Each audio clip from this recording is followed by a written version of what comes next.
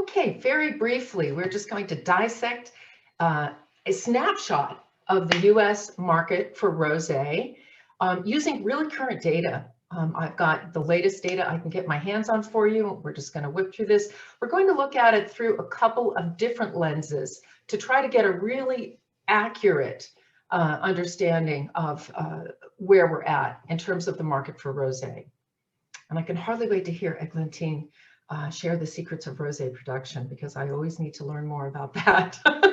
Okay, so a quick look at rosé by country. We're focusing on the US, but let's look at where we stand in terms of our consumption of rosé. And you can see we're in a very healthy position here. This was a consumer survey that was done, and 36% of respondents from the US said they consume rosé. That's great. We don't really have much more. This is a very big picture look, but you can see that we are, you know, we're doing quite well in terms of our overall consumption in terms of the global rosé market. And this drills down a little bit more. This came from Liz Tosh's recent report. We'll tap Liz and also Rob McMillan for some data here. And these are the most popular wines in the US market by volume. These are Nielsen statistics, and we're all familiar with those. We look at them often, and we can see where rosé sits. And you know, Cab and Chardonnay are still on top of the game here in terms of consumer preference, but there's a lot of movement that's going on here within these top 10 varieties and wine styles, and certainly rosé continuing to perform well. Here's an even more granular look at how, historical look at how rosé has kind of performed over the last 4 or 5 years. And, you know, unprecedented double-digit growth has been the banner for rosé in the US market. Of course, understanding, you know, whose products are being consumed and where those products are coming from is a pretty straightforward picture as well, too. We do know that rosé, particularly Côte de Provence, really has led the market. And that particular wine style is also the one that's being emulated the most by producers of rosé. So we can see, you know, the, you know, significant growth in rosé over the last 3 years. And then looking now at still double-digit growth, which is very healthy, but, you know, a slight slowing of pace, which indicates that there's a little bit of a maturing going on in the segment. And that's perfectly fine. There's still plenty of room in the segment, but we just haven't seen in 2020 the same levels of growth. Now, we know that 2020 was an unprecedented year in terms of wine consumption in the US. The tables were turned upside down.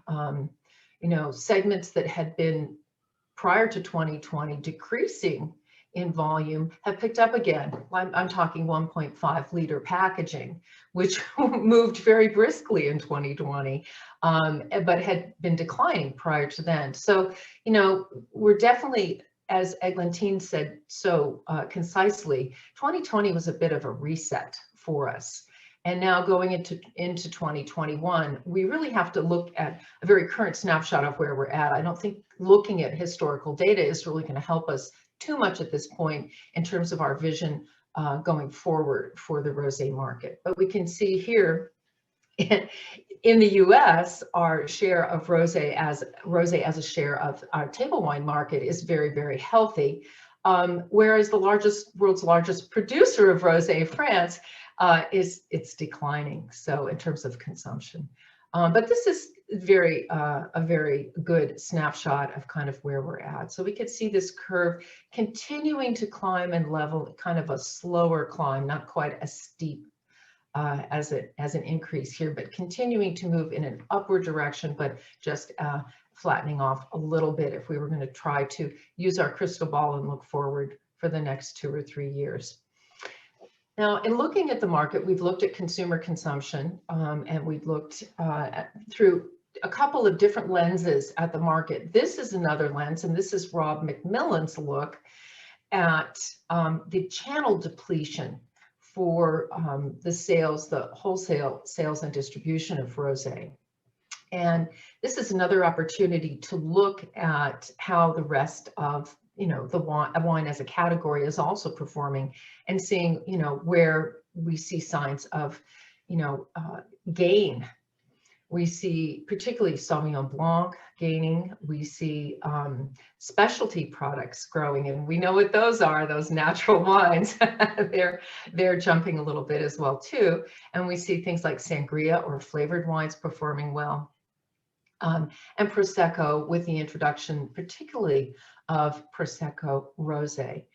We know that those products have now started coming into the market, and they're very well positioned to take market share from Côte de Provence rosé wines. So the Italians are giving the French a run for their money with a sparkling product, but one that's comparably priced to the French Côte de Provence rosés, and will certainly take a share of that market.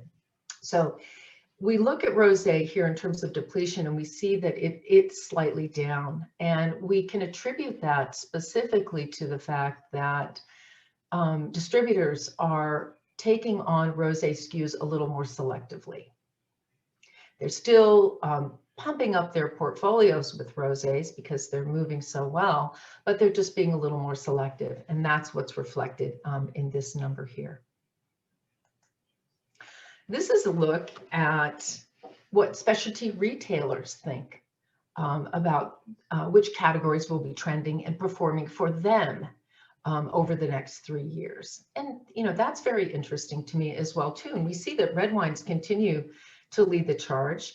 Organic and natural wines, those specialty wines, are also performing. There's a lot of confidence behind these wine styles for the specialty retailers, but rosé's right in there too as well. And that's very encouraging, because that means that what we know to be true, that premiumization continues to happen, that rosé will continue to be hand sold, and, you know, higher margins, will be able to achieve higher margins for rosé wines with specialty retailers or who are hand selling those products. Liz Tosh, who just completed a very comprehensive look at consumer consumption of rosé and wine in the US, she does that annually, is very, very optimistic about rosé. She feels that there's no sign that the consumption of rosé and the double-digit growth of the category will slow. And I'm with her there too. I see that it's going to continue to grow at double digits, but not quite at the pace it has over the last 3 or 4 years. So I tossed this slide in because there was a question when we were reviewing about pricing. And again, 2020 was a real anomaly. Prior to 2020, we had seen wines priced under $6 declining in sales, a rapid and marked decline in that price segment. But 2020 has pushed us, the under $10 wines has pushed that growth a little bit in 2020, but we still continue to see annual compound growth rates for increasing for premium prices. This is $10 to $20. I think we had said the sweet spot prior to 2020 was about 14 to 19, $14.99 to $19.99 was kind of the real sweet spot. I don't have current Nielsen data for 2021, but it'll be interesting to see how that needle has moved, if it has. And then, of course, in the plus 20, the premium or ultra premium categories, we continue to see growth and premiumization there. So this is a very optimistic picture overall for us in terms of pricing.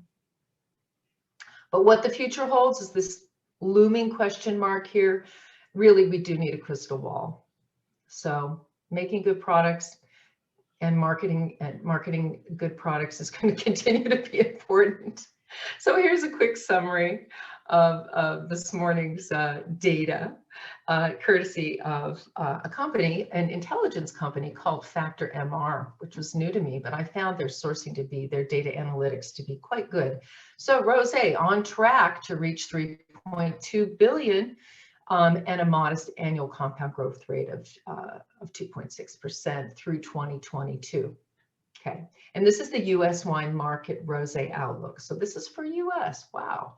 Dry wine is anticipated to account for 1/3 of the revenue, and that's over US 100 million in the next 5-year period. Okay, fine, we're all for dry wine, but it's really the semi-sweet categories that represent the largest revenue share. We know that Côte de Provence Rosé does not have more than 4 grams per liter of residual sugar legally. But these semi-sweet styles or slightly off dry styles really tend to be where the rubber meets the road for this category. Consumers still want a little bit of RS in their wine. But for those of us who drink dry wine, we'll have plenty out there as well too. So the light-bodied segment, we'll see modest growth, and light-bodied meaning wines that include rosés that may not be in the Provence style. So rosés that might have a little more color, as evidenced here by our rainbow of colors. We know that rosé comes in more than one color, right? We see rosés from other countries like Spain and Italy that come in a variety of colors. So consumers are interested in those products as well too. So, but light-bodied for sure. So we have a lot of confidence in that segment. Okay, well, that does it for me, Eglantine. And I'm sure there are a few questions in chat, and I'll get to those. So this said, let's go with the presentation, which basically one of the first points I want to talk about now is why rosé is very specific and different than other wines. As you will see in the presentation, so I'm going to go through the entire process of winemaking, really focusing on the key steps that do have a strong impact on the final wine. All these steps can be applicable to whites, sometimes even to sparkling and to red wine. So there is nothing crazy about it specifically for rosé. What is important about rosé is the coherence between the color, the aromas, and the mouthfeel and the balance. So that's actually a very particular point to rosé, is that the color is a really strong part of the quality and the definition of the rosé. So it's actually part number one that we will control by winemaking, and will define and set the style. So there is a huge palette of color, as you could see in Deborah's presentation. The first slide was actually very good to show all the different colors. And also there is different colors that evolve differently in the market. Here you see, we call it the nuancier, which is the palette of color that when we do tasting in Provence, we actually always rate the color of the wine, and we rate it by putting it in a case, and we write the number. So this, you can find this tool online, download it. It's a very easy tool to use, that you really compare the color of your glass and the color of your paper, and you note it, and you can see the evolution, you can compare trials. It's very interesting. To manage color, so here are like the 4, I try to stop to 4. There is the 4 parameters that impact the most the color of rosé wine. The first one is gonna be the pressing, how you manage your press cycle and fractions. We will talk about it. Second is grape variety. That's where, grape variety and terroir aspect as well. So that's where I'm not going to develop too much, because today we are many people connected from many different areas with many different terroir and many different grape varieties. So that's something I'm happy to talk on one-to-one basis or on smaller group. But grape variety impacts a lot the color. Third point, maceration and the use of enzyme or not during maceration. And the number 4 is the harvest date. So as you can see, most of the steps that impact the color are actually pre-fermentation steps. Didn't talk about fermentation yet. This is only picking decision and juice management. And that's going to be your first parameter that set the style. When you see a color, when your consumer buys a bottle of rosé, takes it in the shelf and drink it, when he see a color, he is already imagining a taste, a smell and a taste actually. So the coherence is very important, because when you get a wine that is in the category that you see with my arrow, like let's say very peach color, and it smells like strawberry, there is it doesn't match. It's a mismatch, which disappoints the consumer, just because it's a psychological thing that we can't really explain. But when we see a color, if we see a color of peach, we want a rosé that smells more like peach, or also more floral or more grapefruit. You know, we are imagining very fresh aromas that match to this color. So working on the aromas is very important too. Once you decide the style and color, you will go to the aromas. The aromas, there is a huge palette of aromas you can have in rosé. The first point parameter that will impact this is a grape variety. So grape variety, it's very simple. If you are working with grapes that do have thiolic compounds, usually your rosé is going to be more towards thiols, so grapefruit, lime, lemon, orange peel, orange blossom. And then if you go more on the norisoprenoids type of aromas with varieties, so let's give an example of a thiolic varieties. Grenache has a lot of thiolic compounds. If you use Sauvignon Blanc, I know it's a white grape, but I will come to this later, but this is thiolic compound too.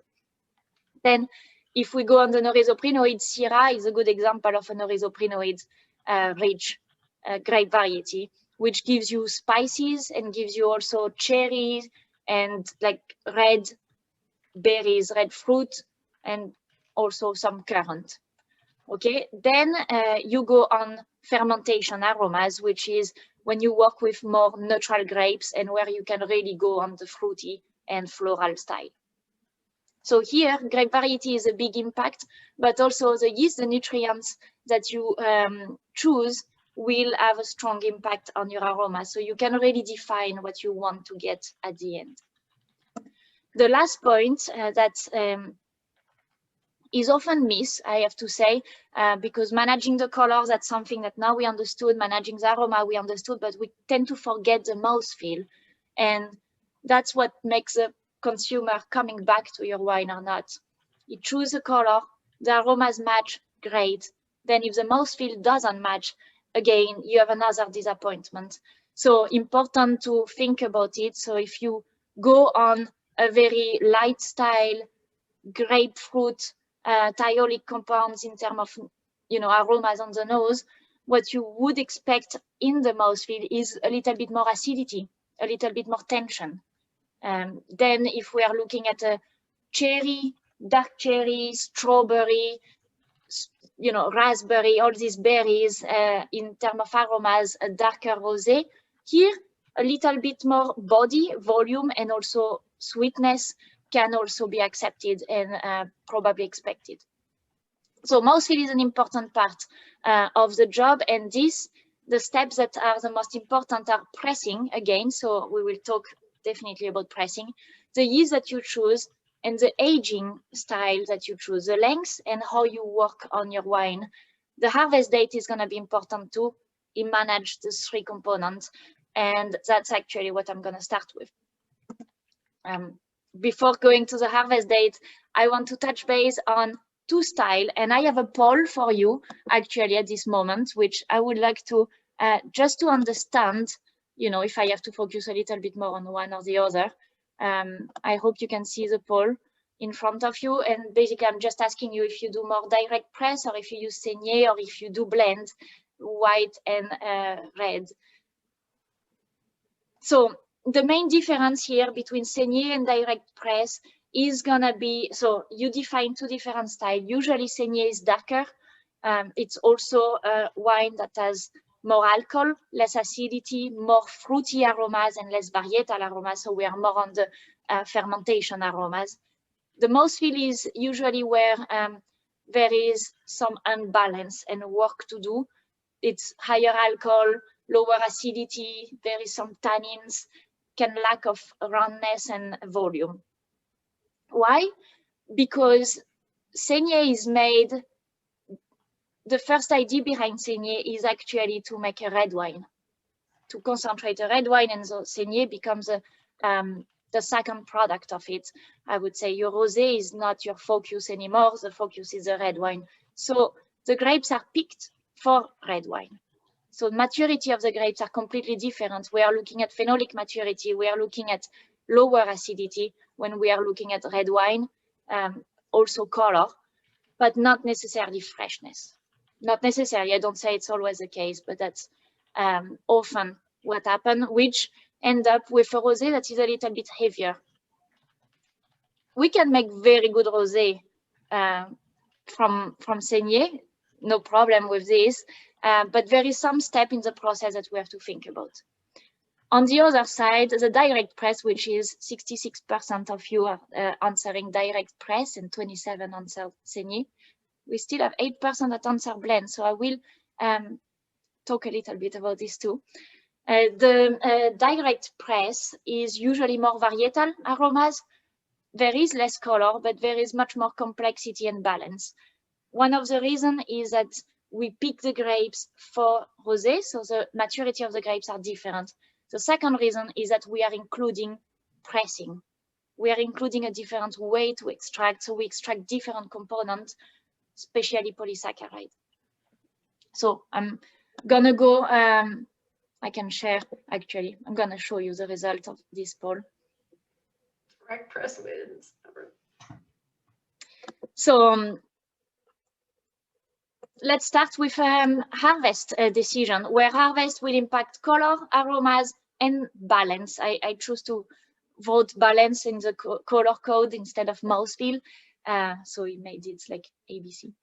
So the B is balance.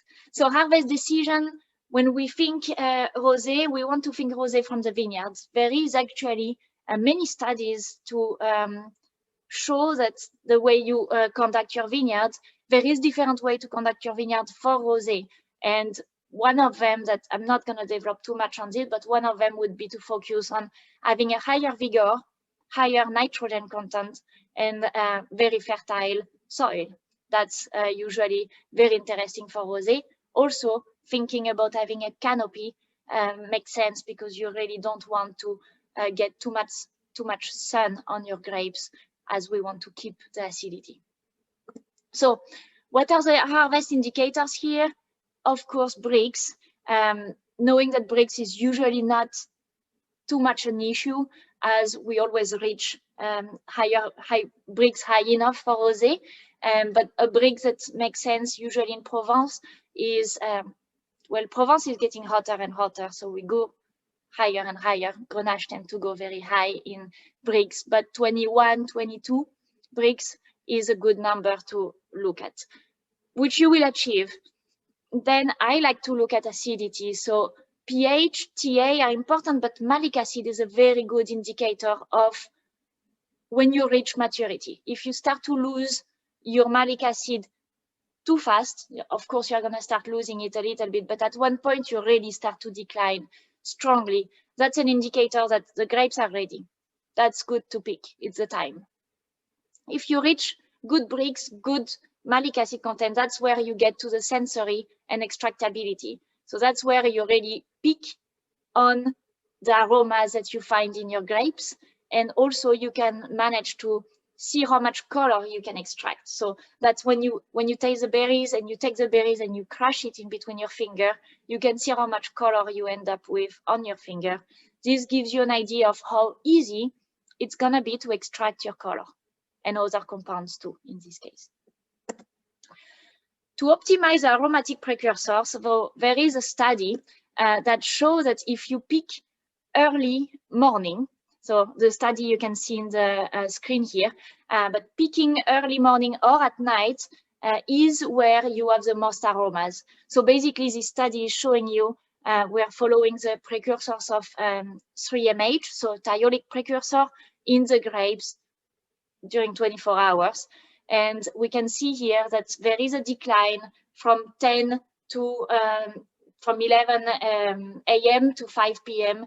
There is a decline in the concentration of this precursor of aromas because there is more, it's hotter temperature, but also the sun exposure. So it does make sense to pick at night or early morning, but when the temperature is cooler for aromatic, also to manage oxidation, and when there is no sun exposure, if you want to increase your aromatic precursors. And as I'm going to tell you during the entire presentation, be extremely careful with oxidation. So color, aromas, and mouthfeel, these three parameters that define the quality of a rosé at any step of the process are strongly impacted by oxidation, and at any step you can actually lose all the job you did. So oxidation is on rosé is the worst enemy of this wine. That's where it is very important. Second point in the process is going to be to focus on extraction. So extraction is where we really build the wine potential. So here we are extracting color, we are extracting aromas, and we're extracting mouthfeel component. So the impact, the extraction method will impact first the color, then the mouthfeel, and then the aromas, in fact. So what are we extracting and from where? We are extracting components from the skin. We are extracting phenolic compounds that are responsible for mouthfeel and color. We are extracting aromatic precursors that really help you to define your style and your aromatic expression of the wine. And we're extracting polysaccharide that helps you with stability of the wine and also mouthfeel of the wine. How do we extract this compound? Because these compounds are actually pretty big molecules that are stuck in the cells of the skin. A cell of a skin is very hard to cross. It's, as you can see in the screen here, it is a very tight network of polysaccharides, pectins, cellulose, hemicellulose. There is a lot of things here that makes a pretty dense matrix that is hard to cross. So there is different way to extract. There is crushing, maceration, the use of enzyme, and pressing. Okay, crushing is usually not the best option or not the most chosen option, mostly because when you crush, you start to promote a lot of oxidation reactions. So yes, you extract, but you oxidize what you extract. So unless you are working with varieties that have very small berries, very little juice, that you will need help to have juice extraction. Unless this situation, usually crushing is not the most common. Maceration, you deal with temperature and time. So that's something that you can manage pretty easily by looking at it and by also knowing your grapes and your organization in the cellar. Enzyme is, maceration enzyme is an enological tool that is, I would say 95% of the people that makes rosé use. And I'm going to talk a little bit more about it as pressing. I'm going to talk more about pressing. Just show you before how pressing impacts strongly color and mouthfeel. So maceration enzyme, which are pectolytic enzyme, but they are pectolytic enzyme selected for maceration, not clarification enzyme. That's very important to make the difference because clarification enzyme tend to be a little bit too strong and can make grapes mushy. Maceration enzyme, on the other hand, are really here to help losing down this matrix of pectin to release these aromas, phenolic compound, and polysaccharide. So one of the things that happen when you use enzyme on grapes is that you are increasing your free run yield. That can be interesting to increase the volume that you produce, but it can also be interesting to just increase the quality that you produce without increasing the volume. So there is a lot of studies in France about using enzyme for maceration or not, as when we talk about yield in appellation, commonly we define a volume produced by hectares, so not necessarily per grape. So in fact, it's really what you do in the cellar can help you manage your yield in the vineyard too.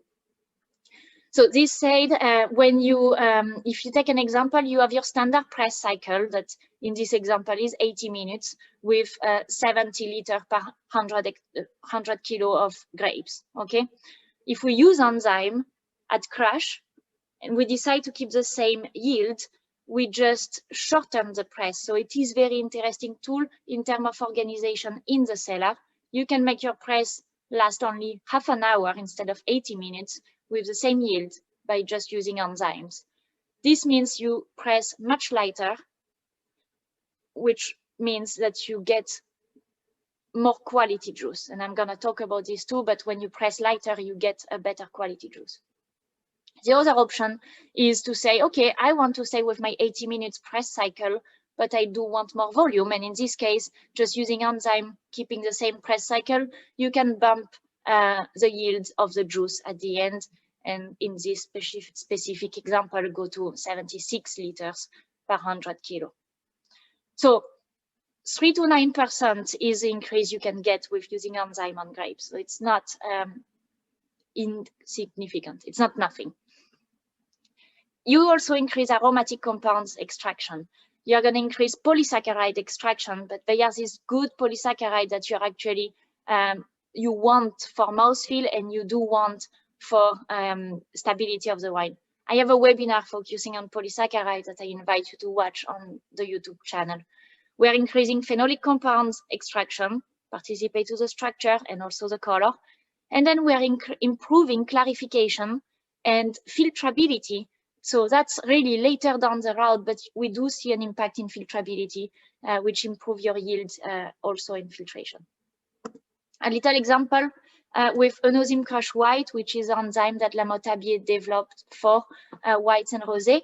But here you can just see how much free run we get when we use enzyme. So you pass from 45% to basically 58% of your total juice. And the part we are decreasing is really the hard press if you want to keep the same volume. In terms of aromatic compounds, here we are looking at the final wine. So after using enzyme on grapes, final wine, we look at thiolic compounds, so varietal aromas. You can see that we can increase a lot the content of aromas. In this case, we more than double the amount of aromas in the final wine. So really impact on color, mouthfeel, aromas, and even stability of the wine when you use enzyme. The next part on extraction is talking about pressing. As you know, pressing has a strong impact on color. You probably all saw this, and you can see it in the picture here. So the first line is when we're actually feeding the press and start to rotate the press and drain the press. The second part is when we actively press. Okay, the second line. You can see the evolution of the color. When we are talking about the first color here, they are very light also because there is, in this example, there is a little bit of sulfur added on grapes, which sulfur bleach color. So we have a little issue to start to see, but you see when the color increase, that's actually the first big increase on color is the first rotation of the press. And that's where we kind of removed the sulfur and see the real color. So big impact on color, not only, also impact on the mouthfeel. I'm sorry, I apologize. This is a French graph. I'm taking most of my data from the Rosé Center that they still publish most of it in French, but I'm gonna help you on this. So the black line is the bean juice. This is an example that we are talking about a wine, grapes that are picked by machine at night. So there is this bean juice that just gets into the press once you load basically your grapes into the press. You would have it on the sorting table if you do sort your grapes before going into the press.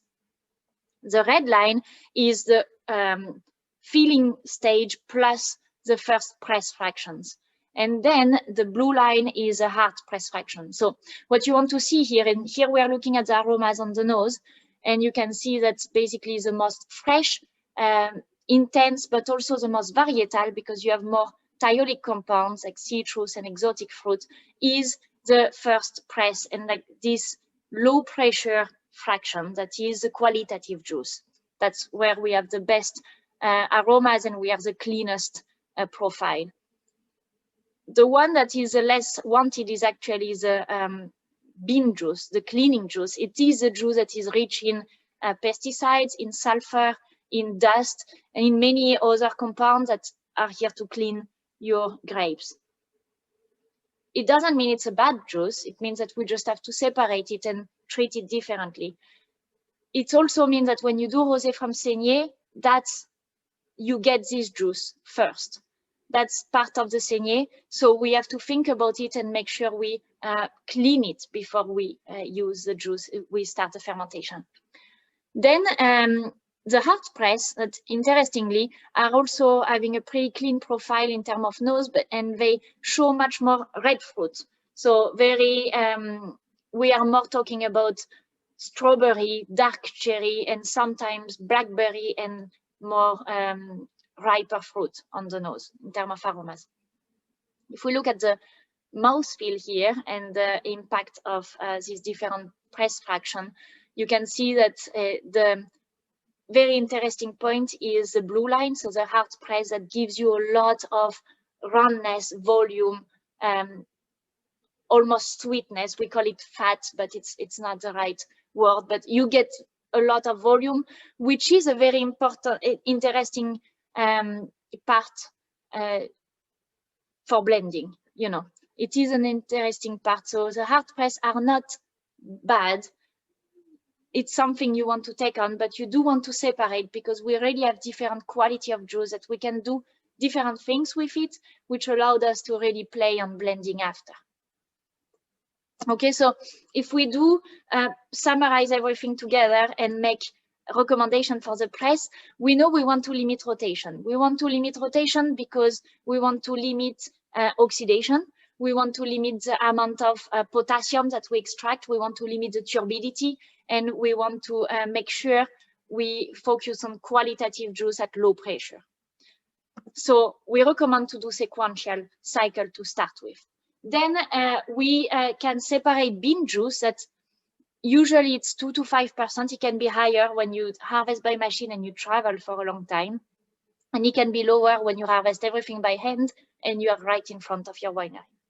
So, but more or less it's gonna be the percentage, and the hard press that are usually about 20% of your juice at the end of pressing. These two components can be together because we will just treat them together. And then you have your low pressure, your heart of the press that is separate.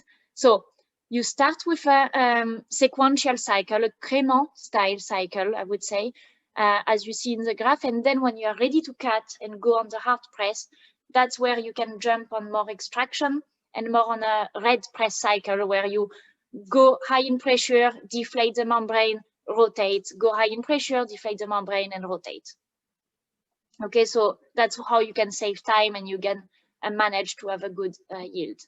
So you do want to focus on the low pressure juices. That's really where you will get your volume and your quality. And for this, enzyme is usually the answer, using enzyme on grapes. Then you want to limit the oxidation. Again, I told you I was going to talk about it for the full time, but oxidation is very important. You want to preserve all your potential. You want to preserve all these aromas and these precursors of aromas that you're extracting, this color. You want to preserve everything. You can work at low temperature. If you pick at night, it's easier. You can inhibit all your enzymatic activities, so inhibit your PPO and your lacase by using sulfur, by using tannins. I do have a webinar focusing on pre-fermentation steps and limiting oxidation. I invite you to watch it for more information. Then one thing I want to talk about is the choice of the press, because there is now options to limit the oxygen contact while you press, which means you protect your juice, but you also protect your grapes, which means your juice coming out is getting better and better. Bucher developed a very unique pattern, actually, a system that is called the Bucher Inertys. It is a press that is fully enclosed, linked to a nitrogen balloon, as you can see in the picture here. I'm happy to send you more information. That's a press that is very, very popular in Provence. For me, it has been the first press I ever saw, actually. I thought they were all like this when I start to make wine. That's what you find very commonly. It is basically, the concept is when you press, you are using nitrogen, and then when you deflate the membrane, you know, and suddenly your press is empty, instead of filling this press with air, you are filling it with nitrogen again. So while you press, the juice is covered of nitrogen, and while you deflate the membrane, your grapes are covered of nitrogen. So it's a fully enclosed system with a lungs of nitrogen for the press. To give you some example, I know it's not Rosé, it's a Sauvignon Blanc, but that's the first picture I found. That's a picture of the end of the press with the same press, but with or without the nitrogen balloon. So you see the green picture is when you use Bucher Inertys. So when you do protect from oxidation. The other one is when it's not. You're probably familiar with the color of the brown one at the end of pressing. You can avoid this by completely protecting from oxygen. Another result, just one, that I want to show you is this has been done by the Rosé Center, again, where we are comparing exactly the same press with or without nitrogen. The pink line is the wine made after being pressed with nitrogen, and we are really focusing on the lime, lemon, orange peel, and grapefruit character. The control, which is a gray line, is actually showing aromas of caramel, roses, and also banana. So basically, your dominant characteristic are the fermentation aromas you produced and oxidation. So it's not only about protecting the grapes and the juice, but it's really protecting your entire potential for having a better resistance to oxidation later in your wine. Next step, don't worry, because now the main part really, like what is the most important is what I just talked about, where really we play on all the three parameters. From now, we are still working on color, aromas, and mouthfeel, but really, like we are focusing also on not losing what we just did. That's basically the concept from now. So now the juice preparation, that's specifically important for press fraction and juice, you know, the juice of the bean. So if you do separate this press fraction and bean juice, you want to prepare them before fermentation, and also saigner. That's when you do saigner, the juice preparation is important. Obviously, using enzyme if you want to clarify, if you didn't use them on grapes, but also fining. Fining to improve settling, fining to correct aromas and mouthfeel, because that's something you can do. If there is some fining that can remove some of aromas if you need to, or remove some bitterness. Correcting color. Here you have how different fining agents could react with color. There's the interesting part here that I to take your attention to is when you use carbon. When you do refine with carbon, you remove a lot of red. So that's where you get you can get very yellow, but also that's how you remove a lot of color. And then you improve oxidative stability, meaning you can remove precursors of oxidation, these little phenolic compounds that are the hydroxycinnamic acids and short phenolic compounds that are precursors of oxidation. They are the beginning of all the chains of reaction that will happen in your wine later. You can remove them early on, so you don't have, you protect your wine, you stabilize your wine. But you also remove oxidation that already happened. Which type of fining agent? So first I want to show you how oxidative stability works. This is an example where we did find during fermentation with Polymix Natur. So Polymix Natur is PVPP, yeast extract, and bentonite, which is an alternative, a vegan and allergen-free alternative to casein or PVPP casein blends, which are commonly used for this application. When you do use a fining agent such as Polymix Natur during fermentation or at juice stage, surprisingly, for maybe some people, the final wine is much more aromatic. Not because you add aromas, but because you remove the compounds that might have impact your aromas, reduce your aromas, oxidize your aromas in the control. So the control lost a lot of aromas, while the wine with Polymix Natur didn't. So that's a very interesting tool and very helpful tool to improve oxidative stability in rosé. Now your juice is ready to go. Fermentation. Fermentation is where you produce aromas. The choice of your yeast, the choice of your nutrition, and the choice of temperature, turbidity, all this is going to impact the aromas you're producing. This has to depend on the color you already decide, the grape variety you are using, and the style of wine you want to do. How do you do this? The turbidity is one big factor. When you are lower than 100 NTU or lower turbidity, you are promoting more esters and acetates, so banana, strawberry, raspberry type of aromas.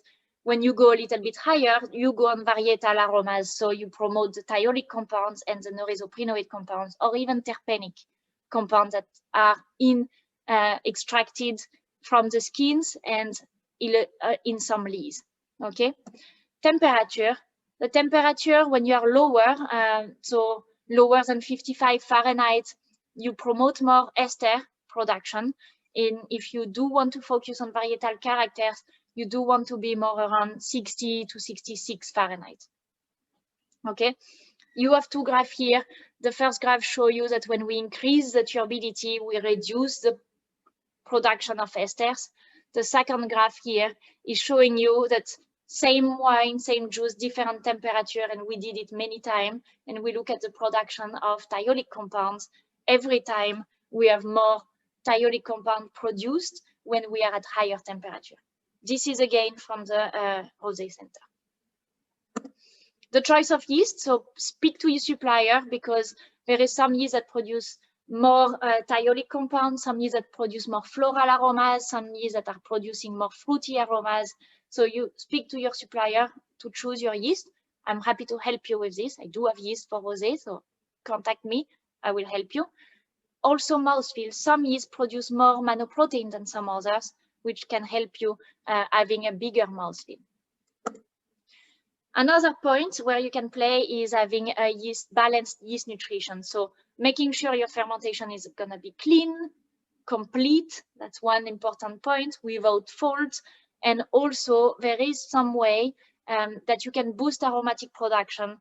Nowadays with innovation and science, I would say, we actually know what the yeast needs to eat to produce one or the other molecule. So we know what we need to give to the yeast to make her produce more thiols, and we know what we need to give to the yeast to make her produce more esters or ethyl esters or acetates. And I'm gonna give you two examples just to show you that we can boost one or the other. One important thing is prepare your yeast properly so you do not have fault in your wine, and you make sure the yeast is healthy, ferment good, and you optimize everything about our metabolism. So we recommend to use OenoStim. OenoStim is a blend of vitamin, minerals, sterols, ergosterols, fatty acids, so no nitrogen here, but it does give the essential components of the yeast membrane. So we make the yeast stronger, more resistant, and also having an optimized metabolism because she doesn't stress as much. We end up with wines that are cleaner, with less reduction or reductive compounds, so less H2S, less methanethiol, less dimethyl sulfur. Also, wines that have less VA, just because the yeast didn't stress as much, the yeast was much more dominant, much happier. And also wines that have more aromatic compounds, because the yeast is not stressed, the yeast can assimilate easily nutrients and just work on producing aromas without having to focus too much on survival, because she knows she's gonna survive. Sorry, the yeast is a woman for me. So I tend to do she. So that's a very simple step to really ensure the completion of the fermentation with clean and also optimize aromatic. Another approach or a complementary approach is also to choose a nutrient that will boost one or the other. At lamothe-abiet, we have OptiThiol and OptiEsters. OptiThiol is a nutrient rich in sulfur peptides, glutathione, and cysteine that gives you precursors of thiolic compounds. As you can see in the graph, when we use OptiThiol, the more we use, the more aromas we produce. And that's an example in the final wine that we do have much more thiols and acetates of thiols. OptiEsters is the same concept, but with esters and ethyl esters. So OptiEsters actually is more focusing on ethyl esters, which are more floral components. It is a very great tool to increase you know, orange blossom, pineapple, pear, apple, roses characteristic in a wine. Okay, so that's options available to you. That we go more on the technical aspect of winemaking and the scientific aspect of winemaking, but it is a very cool option when you want to define your style and adjust which type of aromas you want to boost. The next step here, and we are arriving towards the end, because the next, after the aging, we will be at bottling, is about mouthfeel, working on the mouthfeel during aging. Aging is really, here we're talking about building mouthfeel and protecting aromas and color. Working on the mouthfeel means working on lees aging. It is very common to work on very fine lees, so you do want to remove the heavy lees, but fine lees is a very great tool as an antioxidant, but also as giving you roundness, balance, harmony in your wine. So you see here you have a trial, again from the Rosé Center, so in French, that show you in yellow a wine aged on lees, and in a red a wine that has been aged filtered, so with no lees. And you can see that when you do age on fine lees, so you get a little bit less fermentation aromas. So your banana, roses aromas gets a little bit lower, but you get more balance, you get more complexity in terms of aromatic complexity, but you also get more roundness, volume, length. The risk here is to get some reduction, because your lees has very reductive, they are antioxidant protection, which is great, but you want to be careful to not get reduced. Also, you want to be careful to not get microbial spoilage. So that's a great tool. Do it only if your lees are clean. So it's pretty easy. You just taste your lees. I know it's not the most enjoyable part of the wine to taste, but it's very important to taste your lees to understand if you can age it or not, if you can age a wine on it or not. So the other part is to prevent microbial spoilage. Commonly, malolactic is not done in rosé, so the wine is still pretty unstable. You want to make sure you protect it. The aging is usually not too long. We're talking about few months. Still, few months can be the opportunity for microbial spoilage to develop. So just make sure you work with your sulfur. Think about molecular sulfur. So if you're at higher pH, molecular sulfur is not an option, but think about it. Lysozyme is an option. Chitosan is usually my favorite option. That's a very wide spectrum antimicrobial finding agent that is vegan, allergen-free, works great, and protect your wine from any microbe spoilage. I have a webinar focusing on microbial development, so I invite you to watch it. Here is just to tell you, be careful, and there is options to prevent. And the last part is same thing, but with oxidation. So good cellar practices, limit headspace, use inert gas, but also use antioxidants. So you have sulfur, you have tannins, you also have glutathione available. I'm just going to show you an example of what happens when you use glutathione. You never use glutathione pure, you cannot, but you can use yeast nutrients or yeast derivatives rich in glutathione. And for this, lamothe-abiet developed Aroma Protect, which we add toward the end of the fermentation. It gives a lot of glutathione to the wine, which is basically the molecule you protect when you press your wine under inert gas, because glutathione is a natural antioxidant present in your grapes. So here we are just making it richer, which elongates the shelf life of your wine. So as you can see, here you have two examples. We are measuring the thiolic compound of the control and the wine that got Aroma Protect 3 months after fermentation, which is generally what happened. You start to bottle more or less at this time, the wine aged 3 months. In this example, the control lost 76 to 100% of the thiolic compounds, while Aroma Protect lost only 0 to 4. So it is a very powerful antioxidant way that is an alternative to sulfur also. So it is vegan, allergen-free. It can be a good alternative to sulfur. If you age longer, in this case, we lost 55 to 75% in the control. So it's another wine. and that we lost a little bit less. 6 months after fermentation, the Aroma Protect still did a good job because we lost only 20 to 30% of the thiols.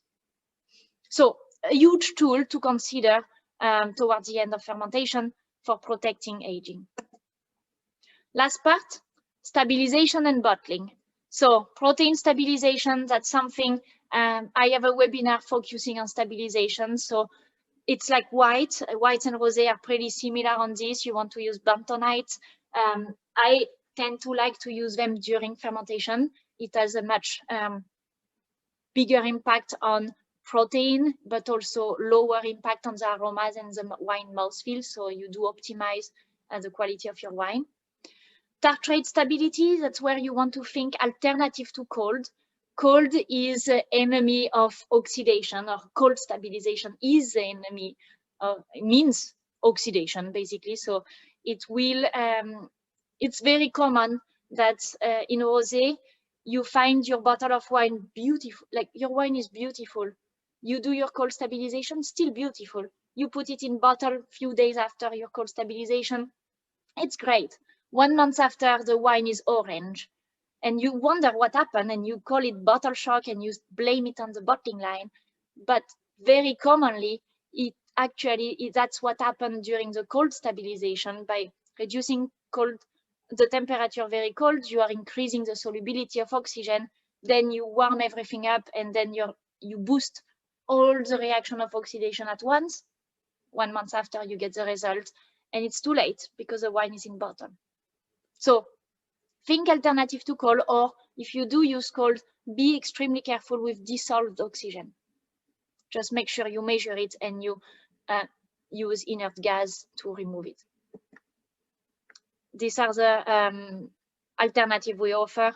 Same, I have a webinar on this that I will talk more about it in the other video. Color stability, that's one point you want to think when we are more on colored rosé. So they exist as we saw. So we do want to make sure we protect the color to not have precipitation of color in the bottle. And oxidative stability, we talked about it previously, so I'm not going to talk again. It's better to do the fining early in fermentation or in juice, but it doesn't mean it's too late after. You can still fine your wine before bottling to really make sure your color is stable to oxidation and pinking. And it sounds crazy to talk about pinking in a pink wine, but rosé can actually pink and become flashy pink, like a fake pink that is actually not wanted. So you want to be careful with pinking. Yeah, it is an interesting phenomenon that can happen, but it can. Then what you can still do before bottling is final adjustment. So you can always fine tune the mouthfeel and some aromatic profile of the wine. I'm talking about fine tuning, so not major adjustment, but really little optimization, improvement, perfecting the wine. And that's something, call me, I'm happy to taste the wine and to help you setting up trials. I love doing this, so I'm happy to help you on this. Work on the dissolved CO2, filtration, especially if you do some wine that have some sweetness. Filtration is very important to be stable in the bottle. The choice of your closure, well, that's gonna be important for any wine, but obviously there is now very technological closure that allowed you to control exactly how much oxygen goes through, which on rosé, it does make a lot of sense because oxidation is so important to control that it is a very great tool to completely manage the shelf life of your wine and to adapt. So you can adapt the choice depending if you want to release your wine a few months after, or 2-3 months after, or a year after you bottled it. So just I'm happy to help you on this. We don't have any closure, but I'm happy to help you in different choices. Bottling, just focus on DO.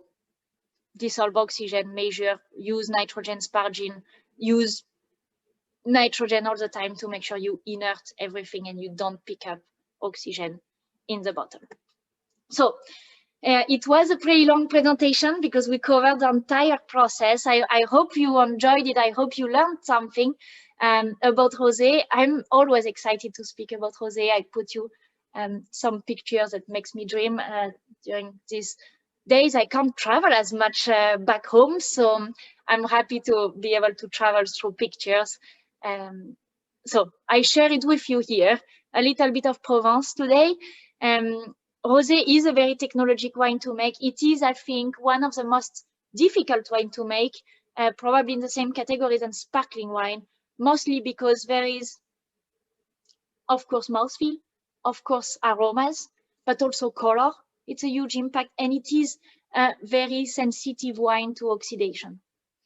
3 parameters that the 3 of them have to be coherent together, has to be thought together, and every single choice that you do in the winemaking process is gonna impact it. So you can really decide what you do, but in the same time, you need to understand what to control. So today we saw all the steps, but really, I think you got the point that the pre-fermentation steps are the most important. In fermentation, that's where you work on aromas, but after this, we are really about protection and stabilization.